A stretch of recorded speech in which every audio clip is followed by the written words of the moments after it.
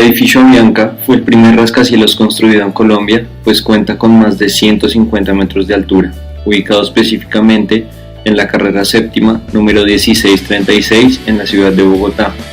En su momento fue el rascacielos más alto del país, construido en el antiguo predio del Hotel Regina. El edificio fue promovido gracias a un concurso de arquitectura en el que participaron y quedaron como ganadores la firma Esguerra, Sáenz, Undureta y Samper, junto a Ricaurte, Carrizosa y Prieto. La construcción está conformada por 37 pisos y 4 sótanos que tienen la capacidad de albergar una población de aproximadamente 3.000 personas.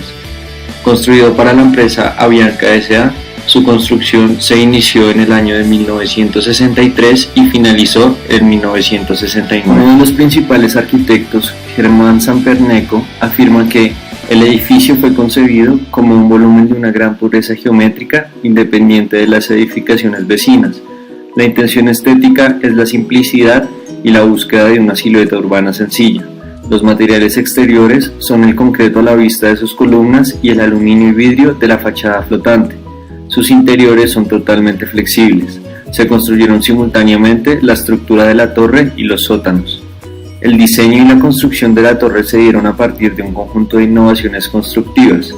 Primeramente, respecto a la torre, el núcleo de circulación vertical e instalaciones mecánicas se diseñó a la inversa de lo que se venía construyendo para esa época en el país.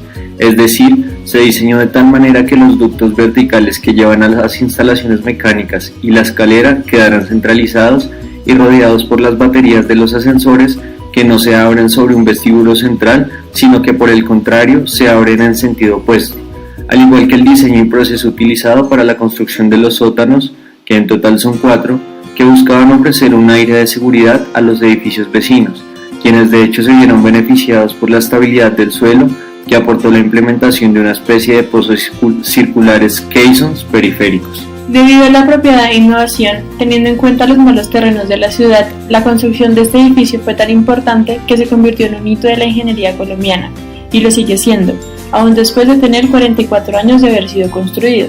Prácticamente un punto de referencia obligado para todos los estudiantes de arquitectura y de ingeniería de las universidades de la ciudad y del país.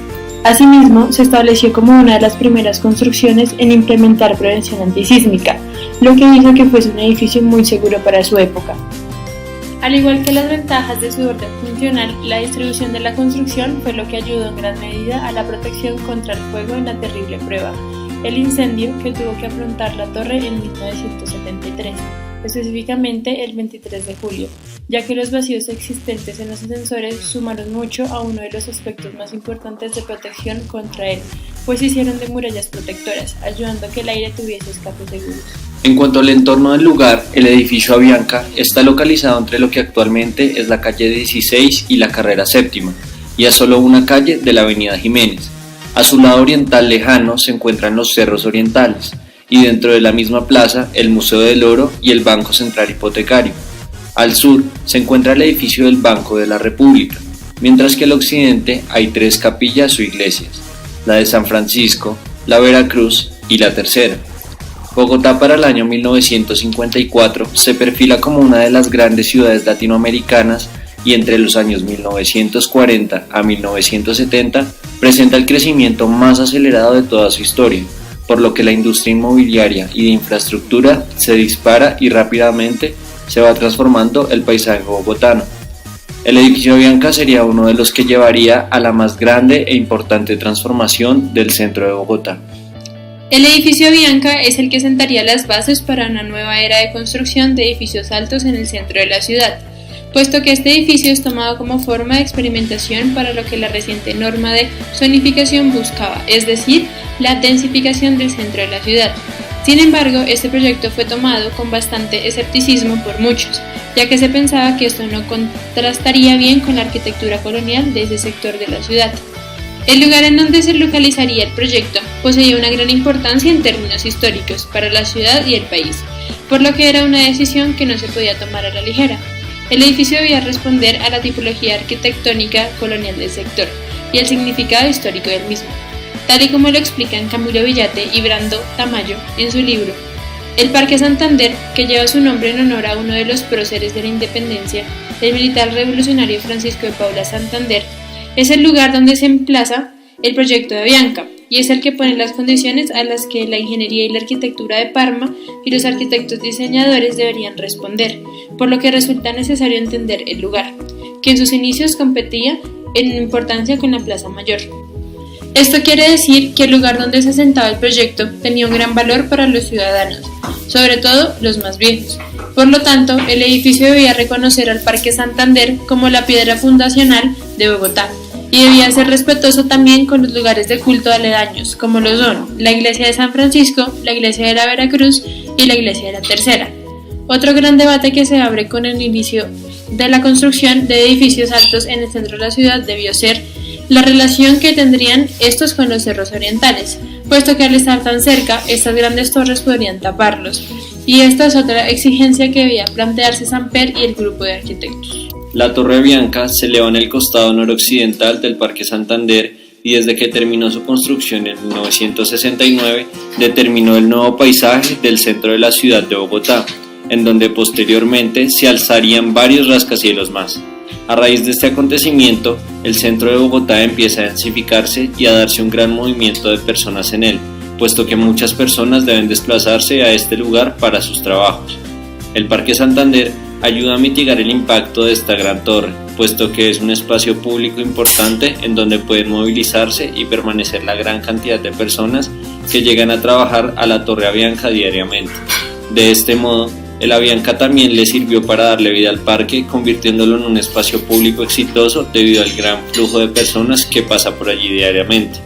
Esto se complementa con el eje ambiental en la Jiménez y la peatonalización de la carrera séptima como dos ejes peatonales de gran flujo de personas. La Torre Avianca parece que resolverá el tema del respeto con las capillas del lado occidental, decidiendo alejarse un poco de ellas, es decir, no construyendo la totalidad del lote y alzándose así del lado más oriental de este, dejando así un andén generoso hacia la carrera séptima y además aprovechando la presencia del Parque Santander para implantar el edificio un poco más al lado sur, generando una pequeña plaza pública en la parte norte, que está a un nivel más alto y que posee comercio en el único piso construido de este lado del lote.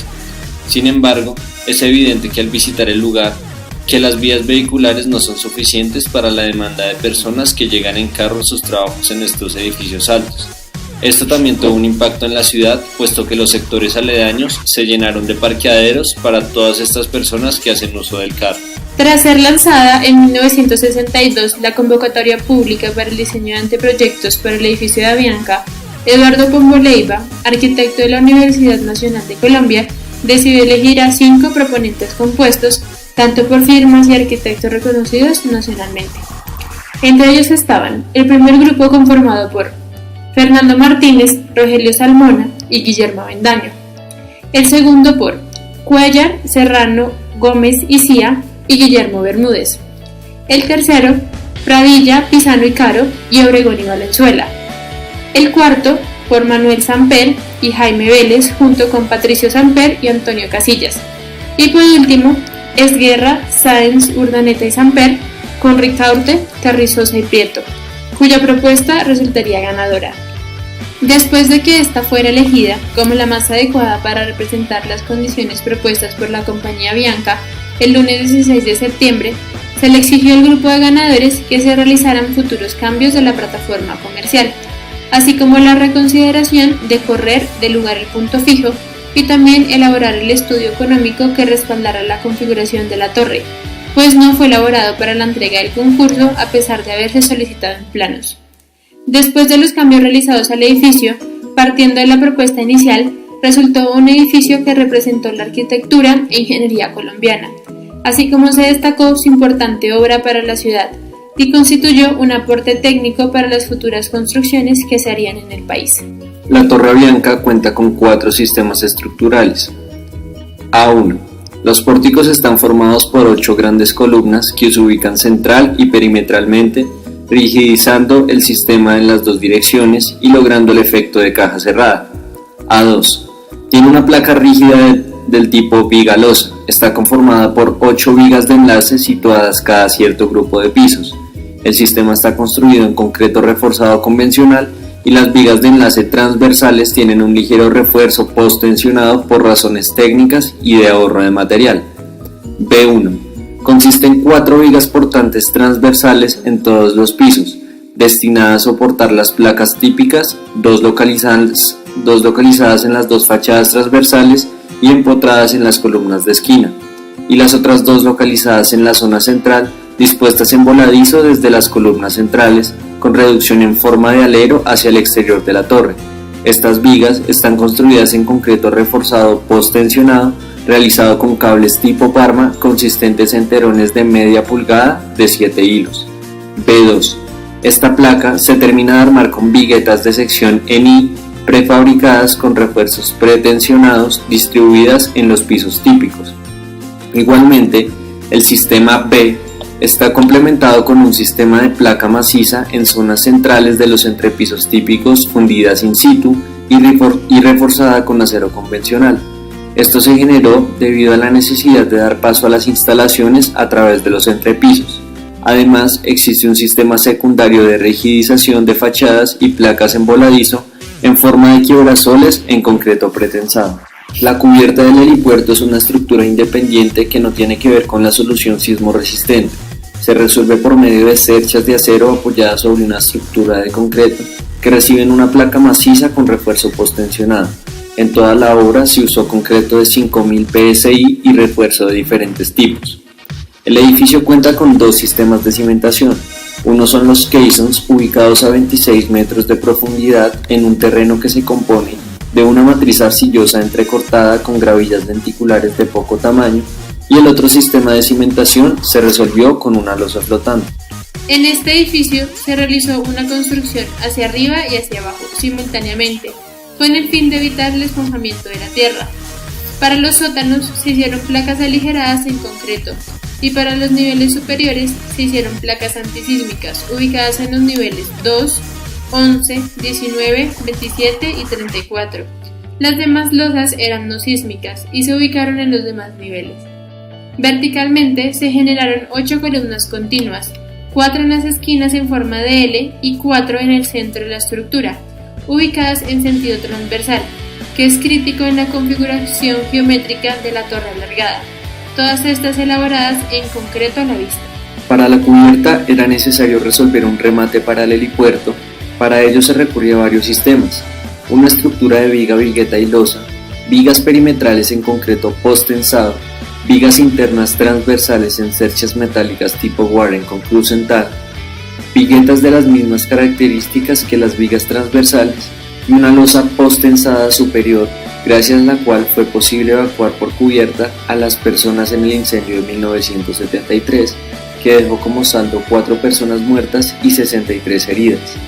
En cuanto al sistema envolvente de la Torre Avianca, se le ha denominado como una fachada prefabricada que corresponde a un sistema mixto de elementos rigidizadores de quiebrasol pretensados en concreto a la vista que influye en la incidencia solar, la configuración estructural de voladizos, así como permite la ventilación pasiva e iluminación natural por medio de la fachada.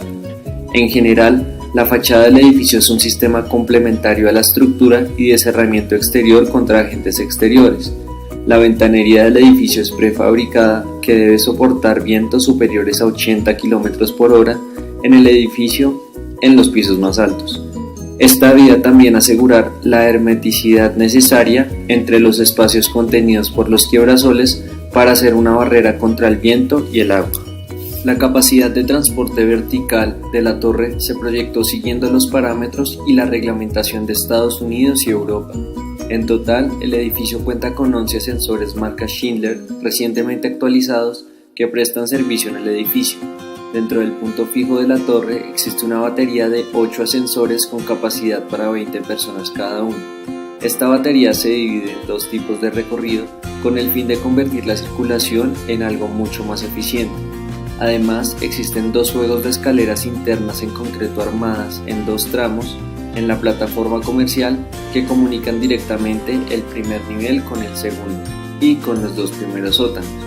El edificio cuenta actualmente con 170 unidades de parqueo que, para las exigencias de estacionamientos para zonas de servicios empresariales, tanto de visitantes como privados, se queda corto, pues estos demandan alrededor de 300 parqueaderos, casi el doble menos.